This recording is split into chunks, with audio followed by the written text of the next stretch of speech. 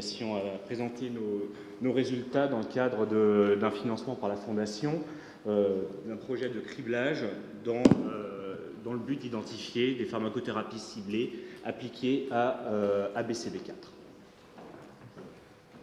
Donc ABCB4, c'est un transporteur ABC, exprimé exclusivement au niveau du foie et plus particulièrement à la membrane canaliculaire des hépatocytes. Et son rôle est de sécréter la phosphatidylcholine dans la lumière du canalicule biliaire formé par les membranes canaliculaires de ces cellules, au même titre que les sels biliaires et le cholestérol sont sécrétés par d'autres transporteurs ABC. Donc ces composés forment des micelles mixtes dans l'environnement aqueux de la bile. Et cette sécrétion est hautement régulée, et quand il y a un dérèglement de sécrétion de phosphatidylcholine, notamment dû à des variations génétiques d'ABCB4, on sort de la fenêtre micellaire, et c'est là que les problèmes arrivent. Et donc ces différentes anomalies de sécrétion des composés biliaires sont associées à différentes pathologies rares de l'enfant et de l'adulte. Chez l'enfant, la pathologie est très sévère, elle évolue souvent vers une cirrhose et requiert la plupart du temps une transplantation hépatique. Donc, le but de notre étude a été, et est encore, d'identifier des petites molécules capables de jouer le rôle d'alternative à la transplantation hépatique, évidemment. Donc, je vous ai parlé de variations génétiques d'ABCB4, on peut les classer en différentes catégories, de l'absence d'expression de protéines, un défaut de maturation et de ciblage intracellulaire, un déficit d'activité ou un problème de stabilité. Donc, nous, on s'est principalement intéressé à cette classe 2 qui est liée à un défaut de maturation et de trafic. Et donc, nous avons recherché des molécules dites correctrices, donc capables de corriger le trafic de notre protéine mutée. Donc, voici un peu le plan de travail de ce projet de criblage sur le très long terme. Tout d'abord, utiliser un modèle cellulaire qui va mimer la situation pathologique et confronté à des chimiothèques de taille variable. Tout ça dans le cadre d'un projet de criblage à haut débit avec un readout de fluorescence. On va tout simplement allumer la protéine par une immunofluorescence indirecte qui aura été réadressée à la membrane plasmique. Les hits sont identifiés in silico de manière pseudo-automatique et ensuite validés, optimisés chimiquement le cas échéant et enfin, bien sûr, à plus long terme, validés dans un modèle murin, le tout étant de restaurer la sécrétion de phosphatidylcholine dans la bile. Donc, je vous ai parlé de notre cible qui étaient les variants d'ABCB4 retenus au niveau intracellulaire. Donc, nous avons utilisé comme modèle de rétention le variant I541F, bien caractérisé dans le laboratoire, qui est donc retenu au niveau du réticulum dans les modèles cellulaires. Et on avait montré au préalable qu'un ciblage canaliculaire peut être partiellement restauré par un abaissement de température de culture des cellules ou un traitement pharmacologique à la cyclosporine A. De plus, nous avons ajouté un M-chéri en N-terminal de la protéine et un tag flag dans la première boucle extracellulaire de cette protéine afin de pouvoir détecter spécifiquement la sous-population présente à la membrane plasmique dans un système de cellules non perméabilisées. Une telle approche a déjà été faite par le groupe de Margarita Amaral sur CFTR ABCC7. Et donc, cela permet d'avoir en deux couleurs, donc de faire des ratios de fluorescence surface sur total. Donc, tout d'abord, on a voulu valider au laboratoire cette approche. Donc, pour la protéine sauvage, on voit qu'on a de la fluorescence de la protéine totale et également du signal vert de surface. Ce qui n'est pas le cas pour le variant retenu, où on n'a quasiment pas de marquage vert, mais on arrive à restaurer le ciblage, en tout cas partiellement, le ciblage membranaire avec nos traitements de référence, cyclosporine A et 27 degrés pour le variant retenu. Donc, avec ce genre d'analyse, on peut également commencer à quantifier nos résultats en utilisant des logiciels dédiés tels que Cell Profiler qui nous a permis de commencer à analyser les intensités de fluorescence de nos différentes conditions et on a déjà commencé à montrer à ce niveau-là de l'étude que nos traitements de référence permettaient de manière significative de restaurer le ciblage de notre variant retenu à la membrane plasmique. Donc c'est à ce moment-là qu'on a entamé une collaboration avec la plateforme de criblage de l'Institut Pasteur de Lille, en utilisant des lignées cellulaires qui expriment stablement nos constructions.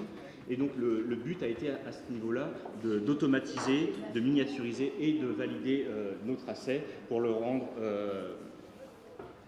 propre à un criblage à haut débit.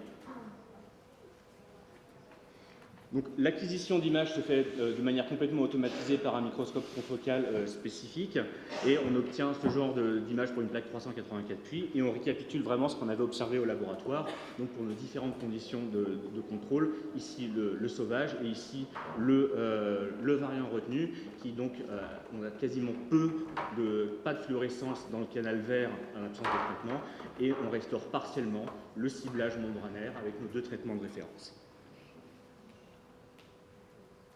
Donc après, comme je vous disais, toute l'analyse est automatisée, et donc on part du noyau qui est identifié par le logiciel. Ici, on utilise Columbus. Il y a par propagation, segmentation des cellules qui permet de quantifier par la suite donc, les intensités des canaux rouges et verts, donc total et surface. Donc on extrait de tout ça une quantité importante de données.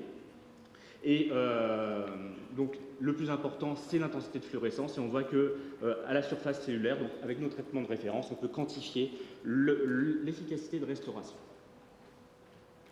J'en arrive aux premières expériences de criblage, ça va être très bref. Donc un premier criblage qui a été effectué avec la banque Prestwick de 1280 composés FDA approved, et on voit qu'au-dessus du nuage de points des contrôles négatifs et des composés qui n'ont pas donné d'effets significatifs. On a ressorti 17 hits qui, après des analyses de cytotox, d'autofluorescence et de dose-réponse, ont finalement abouti à l'identification d'une seule molécule d'intérêt. Idem pour un deuxième criblage, et je m'arrêterai là.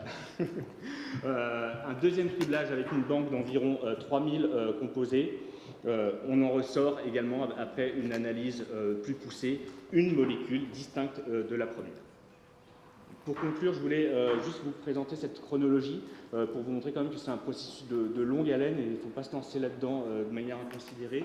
On a peut-être été un peu lent, soit, je vous l'accorde, mais voilà, c'est quand même une idée qui a germé avant même la création de la fondation, sous sa dénomination actuelle, et on en arrive seulement maintenant au premier fruit du criblage. Le setup a été extrêmement long, mais heureusement on a bénéficié de l'aide de la fondation et d'une collaboration solide avec la plateforme. Donc maintenant, le but est de confirmer les hits, screener d'autres librairies, ce qui est en cours, valider tout ça dans un modèle murin, et ultimement donc de modifier nos hits par une optimisation chimique.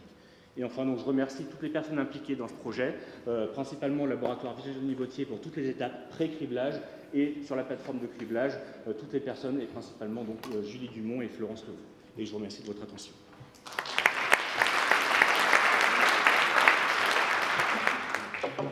Voilà, pendant que l'intervenant suivant se prépare, on a peut-être le temps pour une question. Ah, et monsieur a levé la main. Quelqu'un se précipite pour lui donner un micro. En attendant qu'il pose cette question, j'en ai une toute courte. Est-ce qu'il est possible que... Allô ? Les molécules identifiées, est-ce que c'est possible qu'elles agissent sur un récepteur voisin, un analogue ou une autre voie, et comment vous faites pour le différencier ?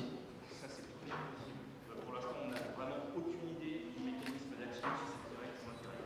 Quelle va être la modalité du récit. Vous avez beaucoup de faux positifs, on va dire, puisque vous passez de 17 à 1 à la fin. Quelle est la nature des faux positifs ? Enfin, pour quelles raisons vous les écartez ? Brièvement évoqué, la cytotoxicité, tout est utilisé à 10 micromolaires, on est peut-être trop ou pas assez concentré, mais c'est le standard.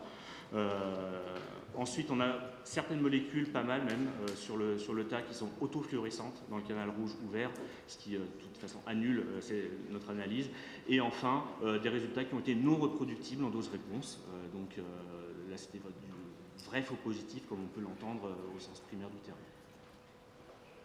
Voilà, je suis désolé, mais là, il faut qu'on y aille, parce que sinon, la moitié des gens partiront avant la fin, et il y a un truc important tout à la fin. Je crois qu'il y a une tombola ou quelque chose.